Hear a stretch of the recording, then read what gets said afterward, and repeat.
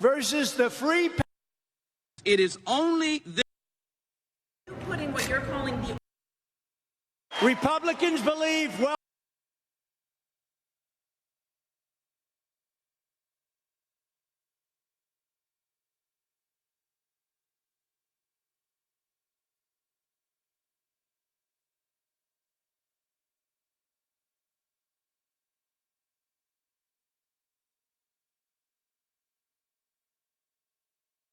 at the forefront of politics. Our enemy is Trump. He is the enemy. We gotta unite. If we're not a united party, we lose to Trump. On the front lines of activism. There's certain fights, if we don't engage, they win. This is a fundamental question of who we are. And delivering your daily dose of comedy. Donald Trump, when he had his physical, they had his blood pressure, and mine is higher than his. Oh. And the irony is mine is higher because of him. From the blue wave. We flipped. Enough seats to take control of the House. We control the House. To 2020 and beyond. This is the Dean Obeidallah Show on Sirius XM Progress, Channel 127. And welcome to Dean Obeidallah Show, brothers and sisters of the resistance, Wednesday, June 19th. I'm Dean Obeidallah, hoping to be your MBFF. My desperate need to be your MBFF on Twitter at Dean Obeidallah or Facebook.com/Dean of Radio. You can watch the monologue if you like, or drop me an email, dean@deanofradio.com. Magic number is 503. I'm not going to count it down every day, I promise you. Once we get closer, I will. 503, you know what that means. 503 days until Judgment Day. The most important election of our lives is 503 days away. The day we get to decide the future of this country and the direction we will go. And last night, Donald Trump kicked off his campaign, and he made it clear that he is ready to take on Hillary Clinton. Oh, he's going to fight her. My God, he is so ready to take on Hillary. It was not... I'm going to just play two really, really short clips because we don't need to hear Trump's celebration of stupidity and bigotry. But he literally is running on his script from 2016. It's laughable. It's a joke. And the crowd still cheers. They've heard it before. I'm going to play a clip for you for last night where his crowd is cheering, "Lock her up." I'm not kidding. This is from last night in Florida. This is a celebration of stupidity. It's a buffet of dumbness going on. Here's clip number one. Versus the free pass they gave to Hillary and her aides after they set up an illegal server, destroyed evidence, deleted and acid-washed 33,000 emails, exposed classified information, and turned the State Department into a pay-for-play cash machine.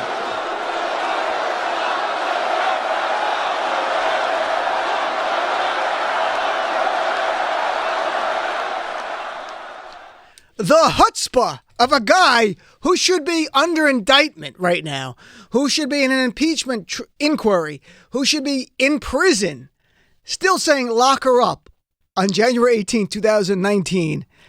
It is laughable. I wish we could just laugh it off. I guess we can laugh at it. It's just that stupid. And the crowd lock her up. They'll just repeat anything. They'll do anything, the same thing he wants. They'll just keep repeating it over and over and over again. And then if you had any doubts, and I went through it last night, my prediction, and I said it not to scare people, but to prepare us for what we're going to see. This campaign by Trump will be the most racist, bigoted campaign of any modern day president. In 2016, he set the record. He's going to eclipse that in 2020. And he's going to do that, as I mentioned yesterday, because now it's not just words. He has the ability to use policy to give red meat to his base, from executive orders to other proposed regulations or rolling back Obama regulations. And in fact, last night he told us that very thing. He's going to do the unthinkable when it comes to immigration. I have no idea what this means, but he's making it clear. He talked about sanctuary cities, and I'll play this last short clip of him talking about what he's got in mind the next few months. You can't believe. And he's probably right, because I cannot believe it. I could have never predicted a Muslim ban. I couldn't predict the guy making fun of a disabled reporter or saying an American judge of Mexican heritage cannot preside over his case. I can't, none of that. I could never believe the Access Hollywood tape and he would still win. So I can't predict what he'll do, but just here's the warning shot, because we're not showing where we're going as a country, but here's Donald Trump warning us. Here's clip number 2. Republicans believe welfare, schools, hospitals, and public resources should be protected for all Americans. And yes, We are doing things that few others have even tried to do. We are making progress like nobody would believe. Wait till you see some of the things that you're going to be hearing about over the next 2 months. We believe our country should be a sanctuary for law-abiding citizens, not for criminal aliens. Listen to that cheering. Listen to those white people all happy. He's going to deport millions of brown people. Well, we have no idea what he's going to do. And again, we can't predict because none of us are psychopaths. You need to be a racist psychopath to get into his head. We need, like I've said it before, a white supremacist political version of Hannibal Lecter. It's the only way. Can't figure it out. And yesterday, right before the event, Donald Trump was asked about the Central Park Five. And I think it's very interesting that was asked. It was asked by April Ryan. And Trump's answer here, because if you have any doubts that Donald Trump might slightly pivot, not going to happen. Donald Trump knows who his people are. He knows his base, and he knows that apologizing to black men for him calling for them to be killed would not play well with his base, and would not play well with him. I mean, to remind people, 1989, 5 young African Americans who were teenagers then. Yusuf Salaam was 14, Corey Wise was 16, Kevin Richardson was 14, Ray Santana was 14, Antron McCray was 15. They were accused of raping a white woman, the Central Park jogger. And Donald Trump, before any kind of conviction, took out full-page ads in the New York papers calling for them to be executed, calling for the death penalty to come back to kill them. And a few weeks later on, Larry King said these guys are like animals and that kind of stuff. And he said, I hate them and everything. Now, they were convicted because of a coerced, now after that fact, they were convicted because of a coerced confession. Ultimately, they were exonerated in 2002 when the person who did it came forward and his DNA matched, and their DNA did not match at all. It never matched. And they were paid over $40 million for wrongful conviction. Their convictions were overturned. So Donald Trump was asked yesterday, will you now apologize to the Central Park Five? Because don't forget, Donald Trump now is running on, and he talked about it in his speech last night, and I won't play it, reaching out to the African-American community by talking about, I championed criminal justice reform. Well, this would be part of that. These are people wrongfully convicted. You helped create an environment in New York City at the time. You ginned up hate of them. As Yusuf Salaam said, he put a bounty on their heads. So here's Donald Trump, and listen very carefully to his answer. And he cites Linda Fairstein, who's the prosecutor. Doesn't mention any of the 5 names of the people who went to jail for years who didn't commit a crime, but he does tout the prosecutor. Very clear what he's saying. Here's clip number 2. April. Mr. President, will you apologize to Central Park Five? They've been exonerated. There have been videos and movies shown about the case, and you came out with a full-page ad saying that they should die. They should have the death penalty. Why do you bring that question up now? It's an interesting time to bring it up. You have people on both sides of that. They admitted their guilt. If you look at Linda Fairstein and if you look at some of the prosecutors, they think that the city should never have settled that case. So we'll leave it at that.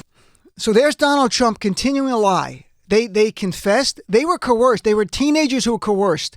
There's a reason why the city of New York and the state paid over $40 million to them of taxpayer dollars. They were exonerated. They were completely cleared. They did not do it.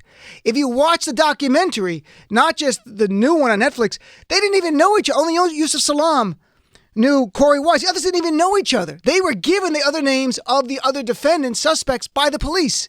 They had no idea who these people were. The cops literally kept them in a room 24, 30 hours, no parents. Trump doesn't matter. He still, to this day, believes they are guilty and won't apologize. This is Donald Trump. And this really goes down to white supremacy. And it's so, and he also said both sides. And I think that jumped out at everyone to remind everyone, we all know where both sides came from. Last time he was defending white supremacy, clip number 3 after Charlottesville. You're putting what you're calling the alt-left and white supremacists on the same moral plane. I'm not putting anybody on a moral plane. What I'm saying is this. There was violence on both sides. Well, I do think there's blame. Yes, I think there's blame on both sides. You look at both sides. I think there's blame on both sides, and I have no doubt about it. Very fine people on both sides. Both sides. You've heard that before. So when Donald Trump wants to defend white supremacists, it's both sides. The police, what they did to these 5 young guys, they were teenagers, 14, 15, and 16 years old, is an abomination.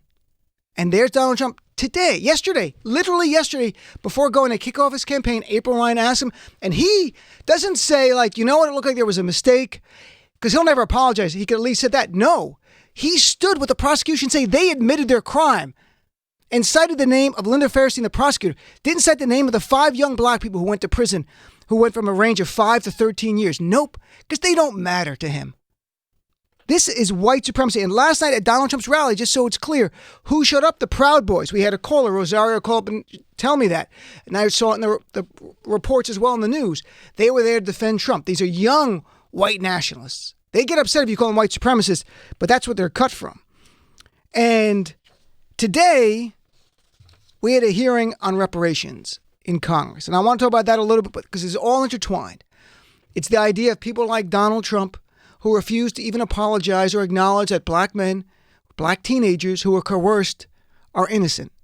And the idea of those on the right in Congress, Mitch McConnell, and in the House, not wanting to even entertain a discussion about reparations because of white guilt, because of white superiority. I don't know the answer. I'm not a psychologist. I can just tell you what the words out of their mouth. But what happened today was commemorating on the day of Juneteenth, what was the oldest, which was commemorating the last slaves freed in Texas, who didn't know about it for like 2.5 years. Emancipation Proclamation happens January 1863. Slaves in Texas didn't even know that they were freed. So they're still there 2.5 years later. So that's today commemorating. So they have the House hearings. The House committee, I want to tell you about the bill itself that they were discussing. That's the reason they had this hearing. Because what's remarkable about the bill, and I encourage people, if you got a few minutes, I'll post it on Twitter later. It's just a few pages. I love what it goes through. I love that it recites unvarnished U.S. history, American history, in both slavery and Jim Crow under the color of law. And the bill is H.R. 40, and it was first introduced by John Conyers. He picked H.R. 40 to remind people about 40 acres and a mule, the promise of reparations from the time of the Civil War. I'm going to read a little bit about this bill to people here. In the bill, it says here, it's designed, quote, to address the fundamental injustice, cruelty, and brutality and inhumanity of slavery in the United States and the 13 American colonies between 1619 and 1865, and to establish a commission to study and consider a national apology and proposal for reparations for the institution of slavery. And then goes on to talk about Jim Crow laws as well. It notes, quote, the institution of slavery was constitutionally and statutorily sanctioned by the government of the United States from 1789 through 1865. And it continues. Following the abolition of slavery, the United States government at the federal, state, and local level continued to perpetrate, condone, and often profit from the practices that continued to brutalize and disadvantage African Americans, including sharecropping, convict leasing, Jim Crow, redlining, unequal education, disproportionate treatment at the hands of the criminal justice system. And adding, it goes on to some of the human consequences of all of this, talking about the historic and continued discrimination resulted in a massive wealth gap. It talked about African Americans' incarceration rate. And all this bill does, and it does not have, just so it's clear, the hearing today and the bill proposed that they're having the hearing on H.R. 40 doesn't say, here's how we're going to pay reparations. It calls for a commission to study and develop reparation proposals for African Americans. And it would authorize $12 million for 13 people to study it for 1 year, and then they would come back. This commission would come back and articulate certain proposals. I imagine it'll be various proposals.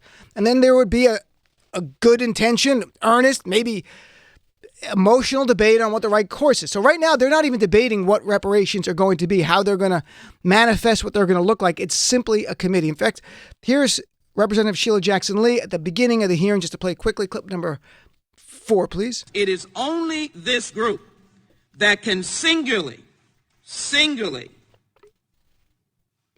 claim to have been slaves under the auspices, the institution, and leadership of the United States government.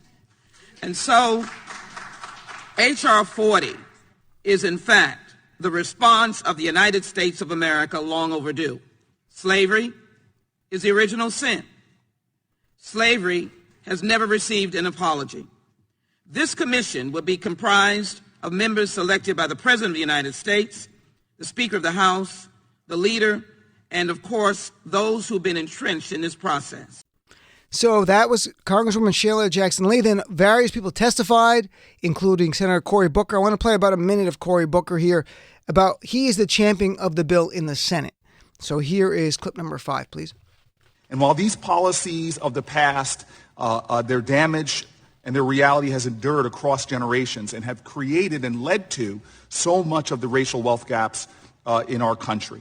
Right now, we see cities like Boston where the average white family has somewhere around $240,000 in wealth, and the average black family has about $8 in wealth. Health outcomes also vary widely by race. National black women are nearly 4 times as likely to die from pregnancy complications as white women, and in so many other areas. Our criminal justice system as well. Injustice for African Americans. It enforces a deep injustice in our nation as a whole. It is a cancer on who we say we are when we swear an oath that this will be a nation of liberty and justice for all. And again, all the hearings about is to talk about a bill that's proposing a commission to study reparations. There's nothing else. Yet Republicans do not want to talk about it.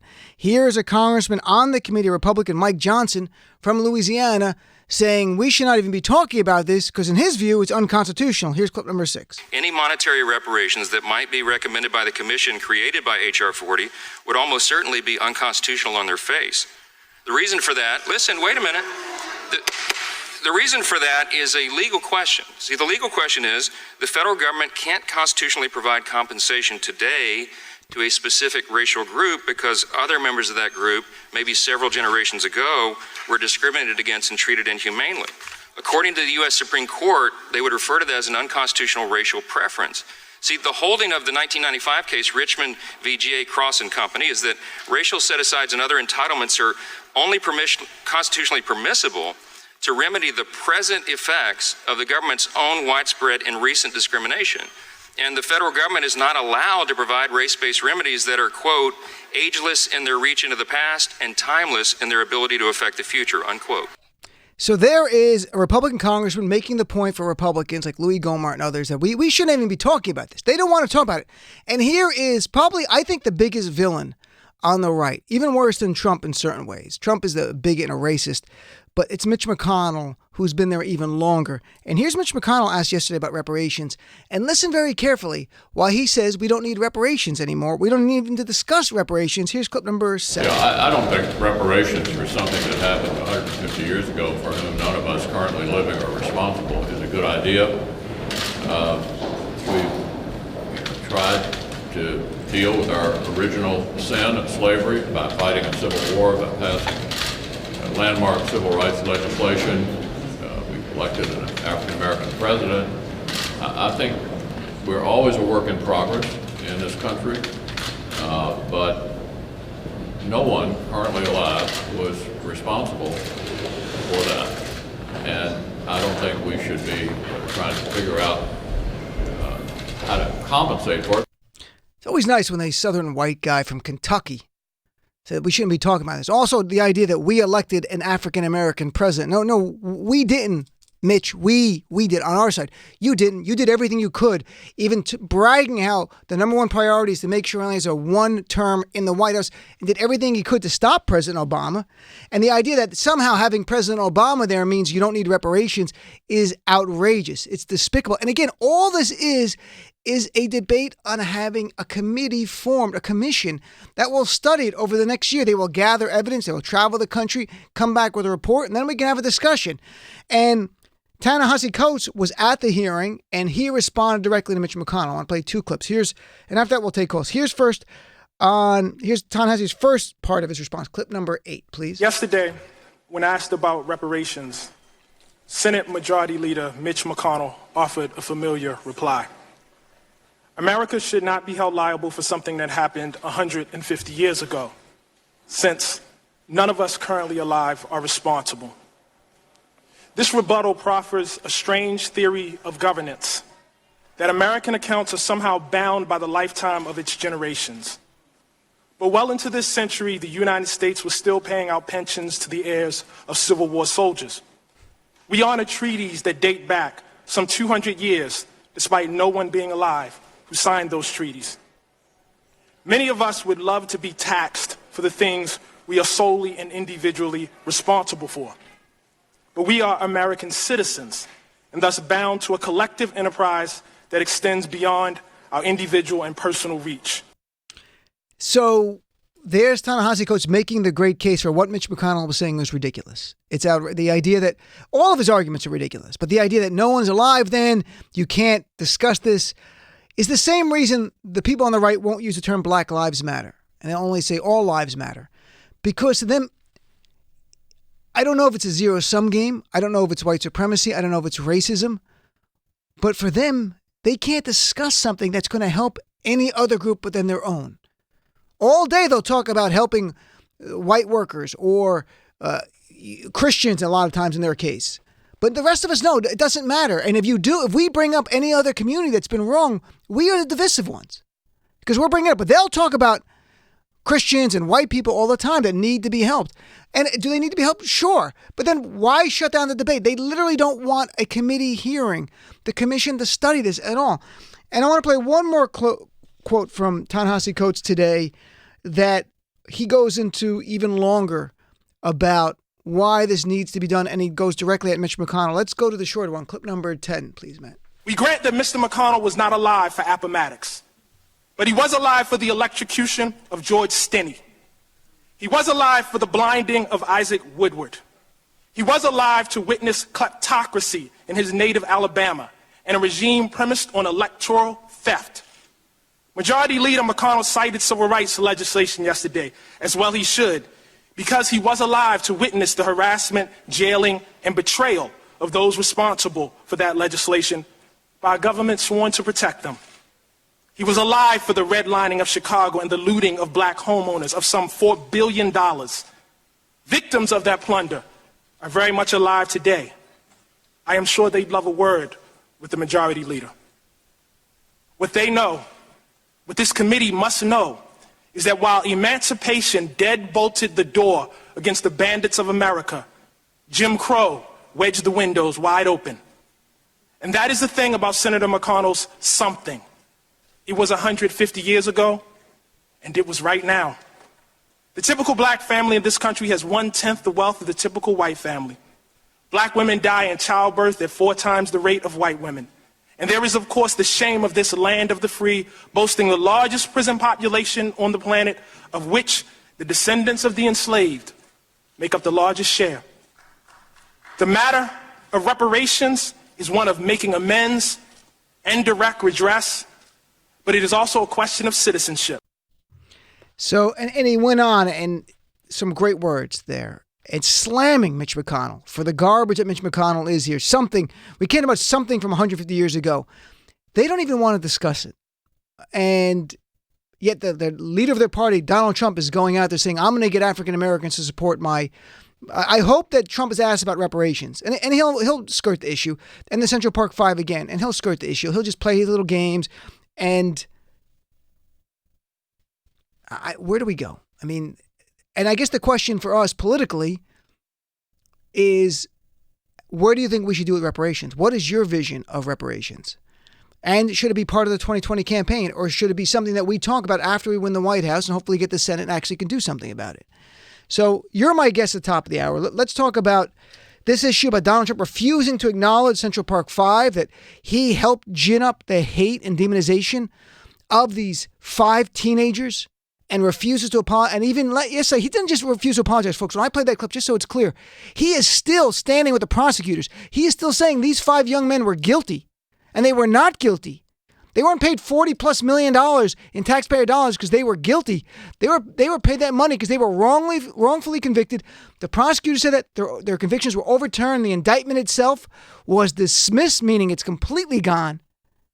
And there's Donald Trump still, because to his base, he can never apologize to a black person. He can never put a black person on a $20 bill or remove a white person. This is white supremacy. This is what this is. Let's not play games about what we're seeing in front of our face. It's not about tax policy. It's not about the trade deficits. It's about white supremacy. That's what this is all about. 866-997-4748. Love to hear from you. You're my guest right to the top of the hour right here on the Dean Obeidallah Show. Give me a call. The Dean Obeidallah Show. Whoever's the next president, we should call him the 45th president of the United States. And this will go down